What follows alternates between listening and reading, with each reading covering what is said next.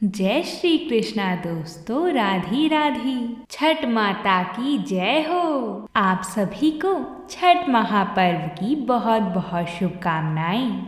आज हम सभी छठ पूजा की कथा को सुनेंगे, साथ ही में सूर्य नारायण भगवान की कथा को भी सुनेंगे, जिसको छठ पूजा के महापर्व पर सुना जाता है। ऐसा भी माना जाता है कि जो कोई भी इस कथा का श्रवण कर लेता है, उस पर छठी माई की कृपा हमेशा बनी रहती है। तो आइए हम छठ माता की कृपा से छठ माता की कथा और सूर्य देव भगवान की कथा को सुनते हैं।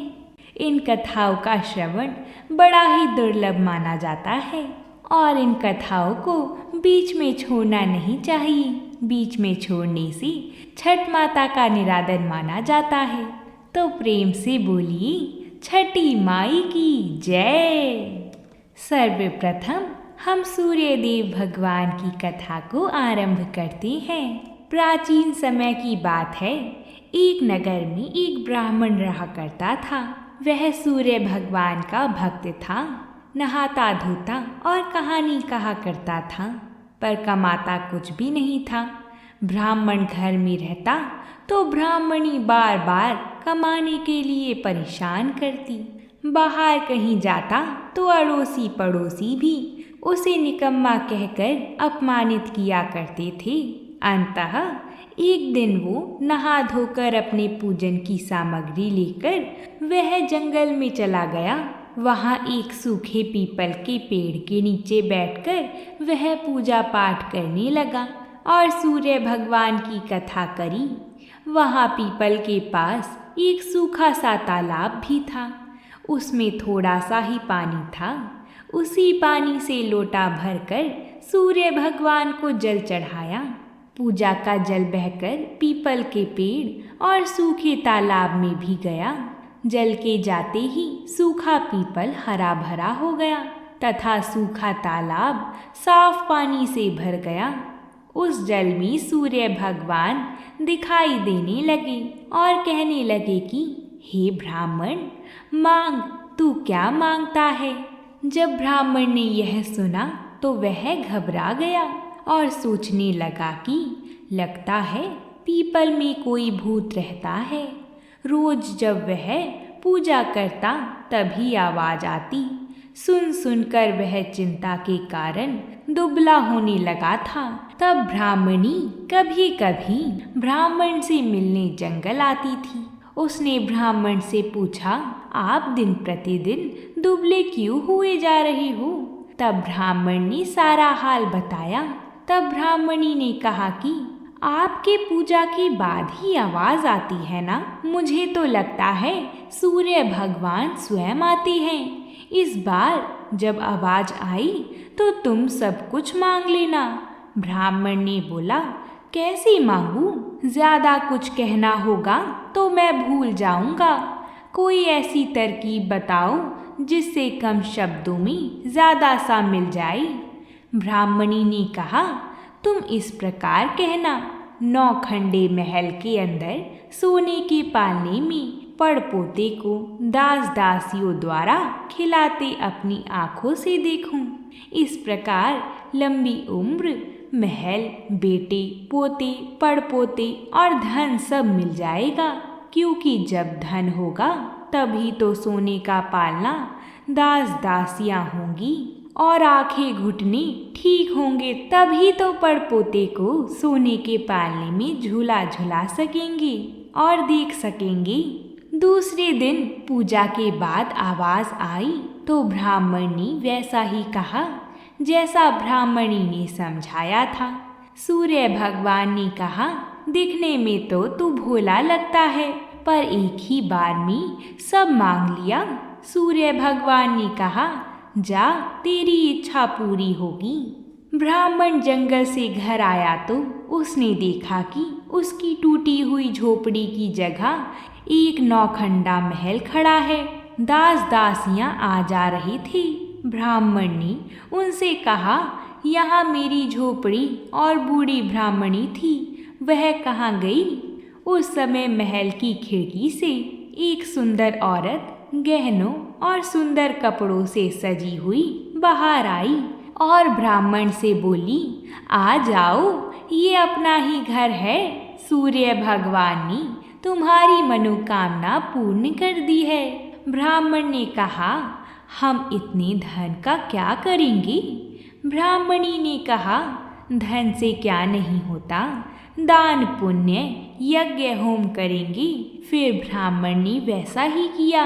अब राजा की जगह ब्राह्मण का सभी गुणगान करने लगे। राजा ने ये सब सुनकर ब्राह्मण को बुलवाया और पूछा कि कल तक तो आपको खाना भी नहीं मिलता था, आज ये धन कहाँ से आ गया? बताओ, तुमने कहाँ से चोरी करी या डाका डाला है? ब्राह्मण ने कहा कि ये सब तो सूर्य भगवान की कृपा है महाराज, और अपनी सारी कहानी बता दी। राजा ने कहा, मेरे पुत्र नहीं हैं तो मुझे क्या करना चाहिए? ब्राह्मण ने राजा को सूर्य भगवान की पूजा की विधि बताई। राजा ने वैसे ही किया तो उसके पुत्र हो गया। तब नगर के सभी लोग सूर्य भगवान की जय बोलने लगे। हे सूर्य नारायण भगवान, जैसे ब्राह्मण और राजा की मनोकामना पूर्ण करी, वैसे ही सबकी करना। कहानी कहने वाले को, कहानी सुनने वालों को सबकी मनोकामना पूरी करना। बोलिए सूर्य नारायण भगवान की जय। अब हम छठी मैया की कथा को प्रारंभ करते हैं। बोलिए छठी मैया की जय हो। बहुत समय पहले की बात है। एक परिवार में माँ बेटा और उसकी बहू रहा करती थी। बुढ़िया माई छठ मैया की परम भक्त थी और वह हर साल छठ माता का व्रत किया करती थी। परंतु बहू नए विचारों वाली थी। वो पूजा पाठ में विश्वास नहीं करती थी। एक बार जब बुढ़िया माई छठ माता की पूजा की तैयारी कर रही थी तो बुढ़िया माई का बेटा आम की लकड़ी तोड़कर ला रहा था और पूजन की सामग्री भी बाजार से खरीद कर ला रहा था। तभी बुढ़िया माँ की बहू बुढ़िया माई पर हंस रही थी और कहने लगी कि अम्मा, दुनिया कहाँ से कहाँ पहुँच गई है। लोग आसमान को छू रहे हैं और आज भी आप इतनी अंधविश्वासी हो। पढ़ी लिखी बहू की बातों का बुढ़िया माता पर कोई प्रभाव नहीं पड़ा। बुढ़िया माई तो अपनी ही धुन में मस्त थी। जब बुढ़िया माई पूजा करने को तैयार हुई तो बहू कहने लगी कि माई, ये सब बेकार है। इस उम्र में 3 दिन भूखी रहोगी तो बीमार पड़ जाओगी और अपनी सेहत को भी बिगाड़ लोगी। भूख प्यास से न जाने क्यों लोग खुद को सताते रहते हैं। नई बहू की ये बातें सुनकर उसके भोलेपन पर बुढ़िया माई मुस्कुराने लगी और कहने लगी कि अरे बहू, शादी के बाद मेरे संतान नहीं हो रही थी, तब छठी मैया ने मेरी पुकार सुन ली। तुझे पता है बहू, ये तेरा पति भी छठी मैया का ही प्रसाद है। यह अंधविश्वास नहीं है बहू, माता का कण कण में निवास है। मेरी बात को मानो और तुम भी मेरे साथ छठ मैया के व्रत को कर लो, तो छठी मैया तेरी भी गोद भर देंगी। पर बहू नए युग की नई सोच वाली थी, किसी की बातें कहाँ सुनने वाली थी। वो मुंह टेढ़ा करके सासू माँ से बोली कि मुझको कौन सा दुख है और मैं इस पूजा पाठ को नहीं करने वाली। सुंदर पति मिला है, जीवन में सब सुख मिला है। आलीशान घर है, दिन रात मस्त रहती हूँ। पूरे गांव में मुझ जैसा धनवान कहाँ। कर्म प्रधान है सासू माँ, जो कर्म करता है वही प्रधान है इस दुनिया में। बाकी सब बेकार की बातें हैं। सासू माँ के लाख समझाने पर भी बहू पर कोई असर नहीं हुआ। वह नास्तिक थी, बार बार छठ मैया की बुराई किए जा रही थी। तब उसका पति वहाँ आया और उसने भी उसको समझाने की कोशिश की और उसने कहा कि देखो प्रिय, देवी देवताओं के आगे अहंकार करना ठीक बात नहीं है। तुम भी व्रत और पूजा करने में माता का सहयोग करो। लेकिन वह तो अपने पति की भी बात को मानने को भी तैयार नहीं थी। सीधे सीधे बोल दी कि मुझे नहीं पड़ना इस अंधविश्वास के चक्कर में। पति भी थक गया उसे समझाते समझाते और बोला, ठीक है, तुम्हें जो करना है वही करो। मैं तो छठी मैया का घाट सजाने जा रहा हूँ, जिससे मेरी माँ छठ मैया के श्री चरणों में अपने सर को झुका सकें। बेटा हाथ में कुंडल लेकर घाट पर चला जाता है। छठ माता की पूजा के लिए सुंदर घाट को बनाने में जुट जाता है। अपनी माँ की पूजा की तैयारी में माँ की मदद करता है। आम की लकड़ी को जलाकर अपनी माँ के साथ ठेकुआ सिकवाता है। पूरे भक्ति भाव से दोनों माँ बेटा छठ के पर्व को मनाते हैं। बुढ़िया माई के बेटे ने घर और द्वार को गाय के गोबर से लीपता है। उसी समय उसकी पत्नी पाँव में सैंडल पहनी हुई वहाँ से गुजरती है और कहती है, हाय, पता नहीं ये कौन सा त्योहार है और पूरे घर को ही गोबर गोबर बना के रखा है। अब तो घर से बाहर निकलना मुश्किल हो रहा है। कैसे गोबर की दुर्गंध आ रही है। और उसने अपने पति से कहा कि तुम और तुम्हारी माँ बहुत बड़े भक्त बनते हो। देखो जी, आपके बदन से भी गोबर की बदबू आ रही है। अब तो नहाकर ही घर आना।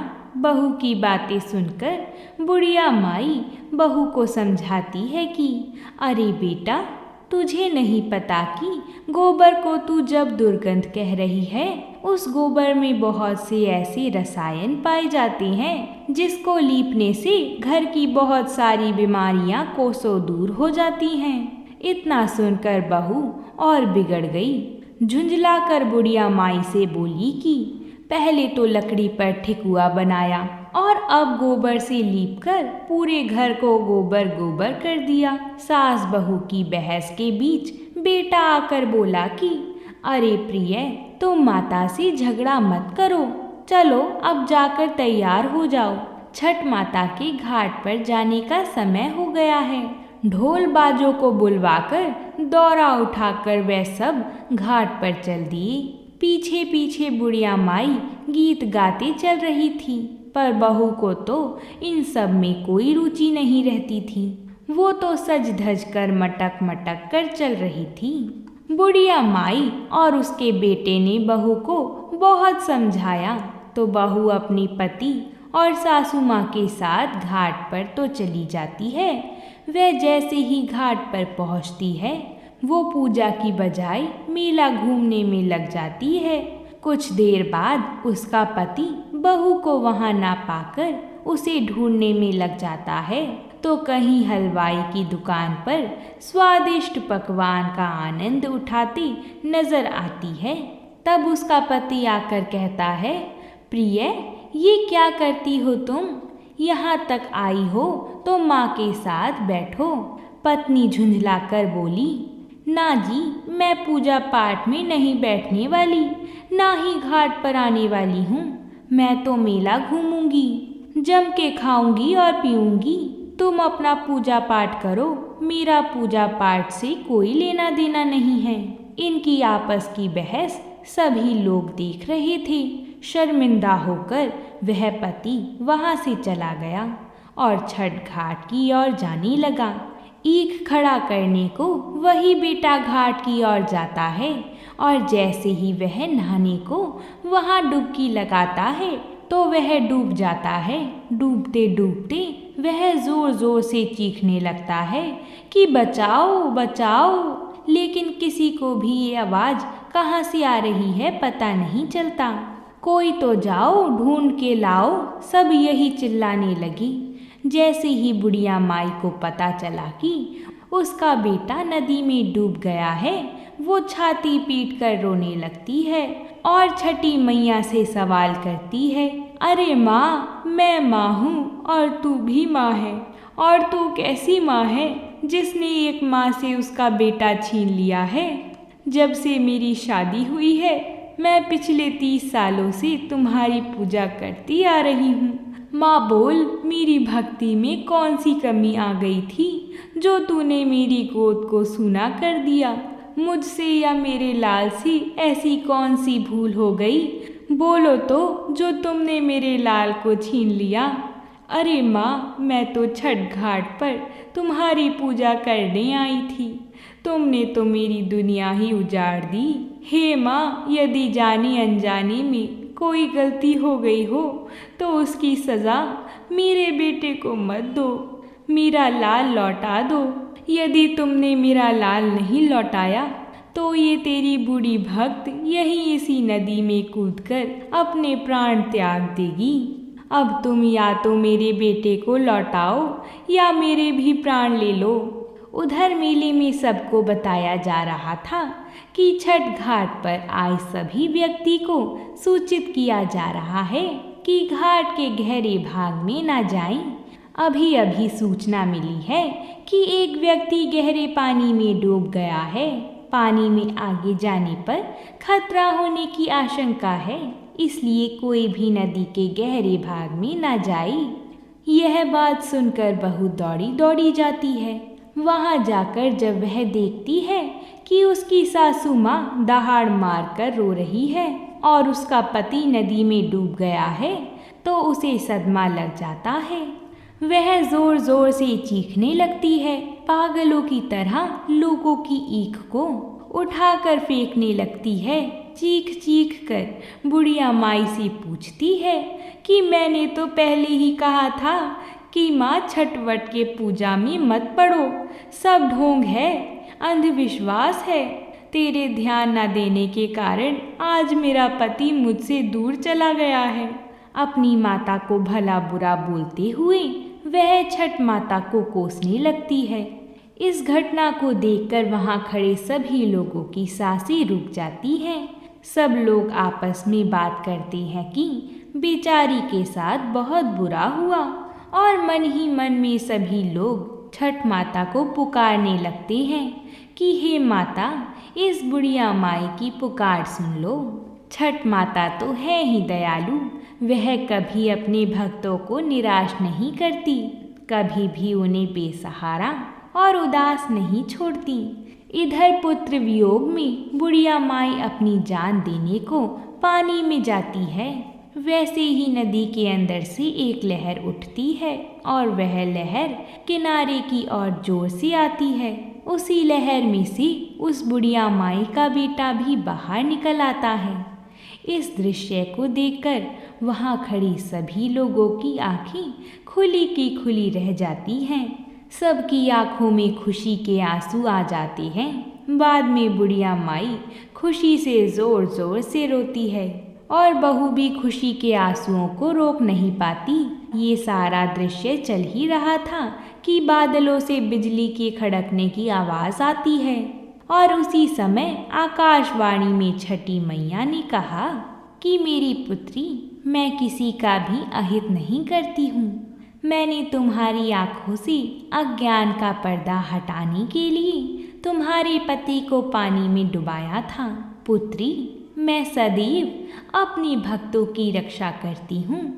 इस कलयुग में जो भी भक्त मेरी पूजा सच्चे मन से करता है, मैं उसकी सभी मनोकामनाओं को पूरा करती हूँ। इतना कहकर छठी मैया अंतर ध्यान हो गई। वहाँ खड़े सभी भक्तों ने छठ माता के नाम के जय जयकार लगाई। सास, बहू और बेटे ने खुशी खुशी सबने मिलकर छठ माता की पूजा की। हे छठी मैया, इस कहानी को जो कोई भी भक्त प्रेम और श्रद्धा पूर्वक सुने, पढ़े और हुंकार भरे, उन सभी के घर को और उनकी रक्षा करना। बोलिए छठी मैया की जय।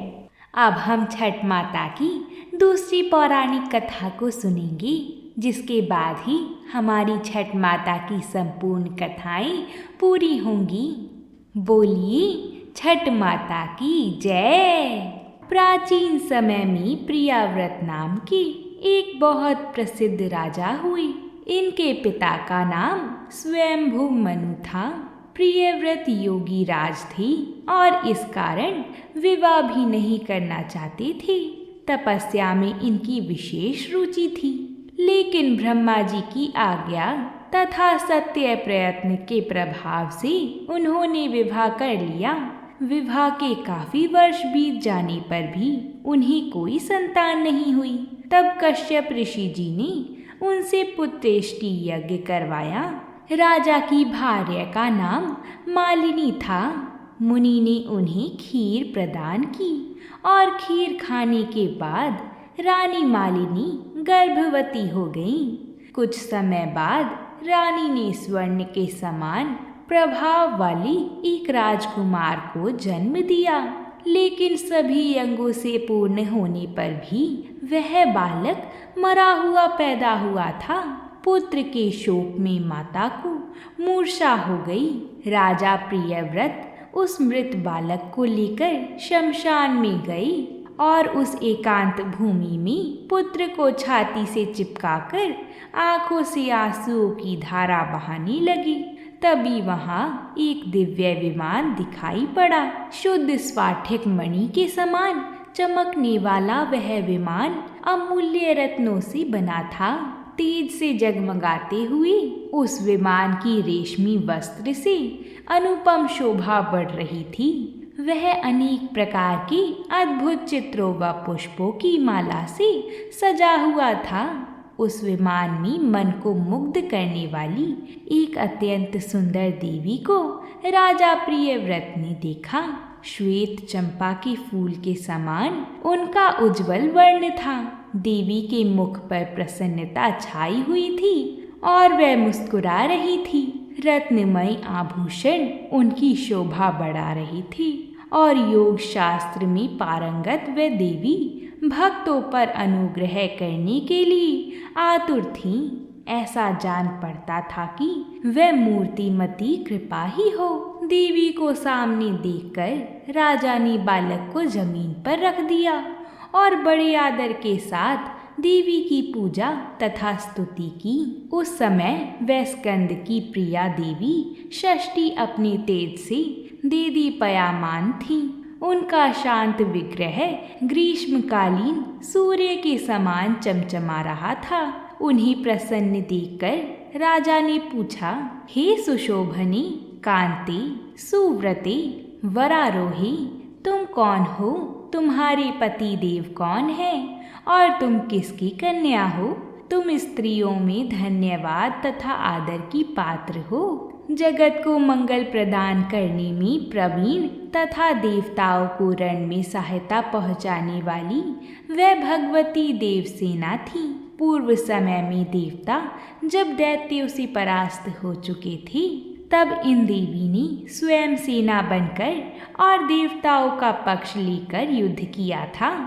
इनकी कृपा से देवता विजयी हो गए थे, अतएव इनका नाम देवसेना पड़ गया। महाराज प्रियव्रत की बात सुनकर माता उनसे कहने लगी, मैं ब्रह्मा की मानसी कन्या हूँ। जगत पर शासन करने वाली मुझ देवी का नाम देवसेना है। विधाता ने मुझे उत्पन्न करके स्वामी कार्तिकेय को सौंप दिया है। मैं संपूर्ण माताओं में प्रसिद्ध हूँ। स्कंद की पतिव्रता भार्या होने का गौरव मुझे प्राप्त है। भगवती मूल प्रकृति के छठे अंश से प्रकट होने के कारण विश्व में देवी षष्ठी के नाम से मैं प्रसिद्ध हूँ। मेरे प्रसाद से संयोग्य पुत्र, प्रियाहीन जन प्रिया, दरिद्री धन तथा कर्मशील पुरुष कर्मों की उत्तम फल प्राप्त कर लेते हैं। हे राजन, सुख दुख, भय, शोक, हर्ष, मंगल, संपत्ति और विपत्ति ये सब कर्म के अनुसार होते हैं। अपने ही कर्म के प्रभाव से पुरुष अनेक पुत्रों का पिता होता है और कुछ पुत्रहीन भी हो जाते हैं। किसी को मरा हुआ पुत्र तो किसी को दीर्घजीवी पुत्र प्राप्त होता है। ये सब कर्म का ही फल है।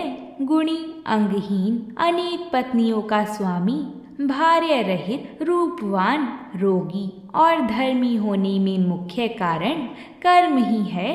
कर्म के अनुसार ही व्यधि होती है और पुरुष आरोग्यवान भी होता है।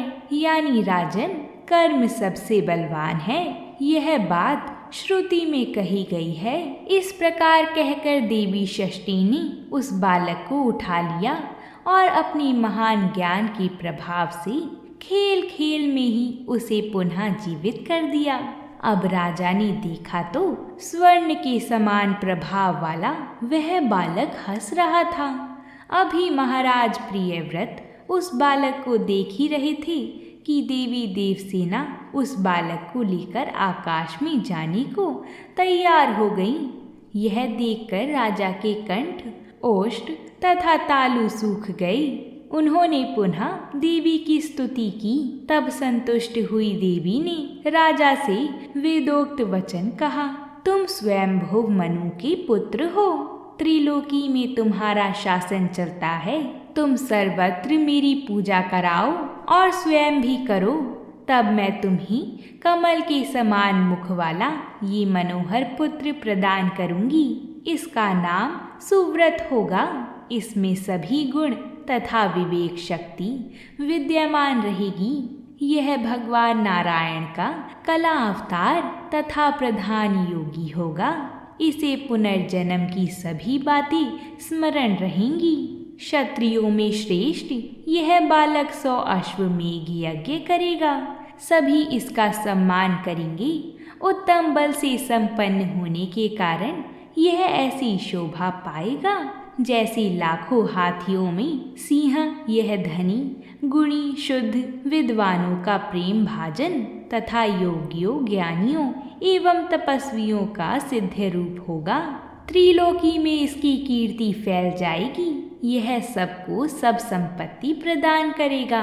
इस प्रकार कहने के पश्चात भगवती देवसेना ने उन्हें वह पुत्र दे दिया।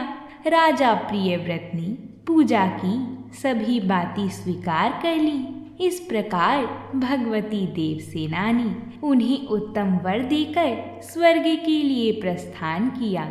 राजा भी प्रसन्नचित्त होकर अपने मंत्रियों के साथ घर लौट आए और पुत्र के विषय में सारा वृतांत सभी को कह सुनाया।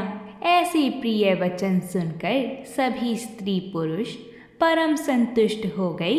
राजा ने सर्वत्र पुत्र प्राप्ति के उपलक्ष्य में मांगलिक कार्य आरंभ करा दिया। भगवती की पूजा की, ब्राह्मणों को बहुत सा धन दान दिया।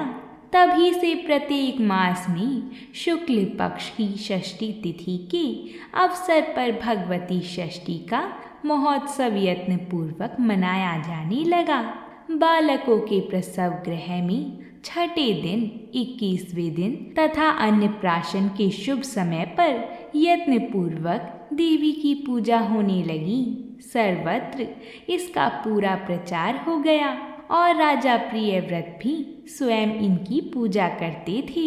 हे माँ षष्ठी देवी, जिस प्रकार आपने राजा के पुत्र को जीवित किया और उसकी रक्षा करी, इसी प्रकार इस कहानी को पढ़ने वाली, सुनने वाली और हुंकार भरने वाली सभी के बच्चों की रक्षा करना।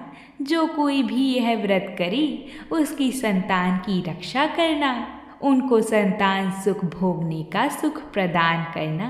प्रेम से बोलिए छठी मैया की जय। अगर आप सभी को हमारी छठ पूजा की कहानियाँ अच्छी लगी हैं तो कमेंट में छठ मैया की जय ज़रूर लिखिएगा, ताकि हम सभी को छठ माता का आशीर्वाद प्राप्त हो सके।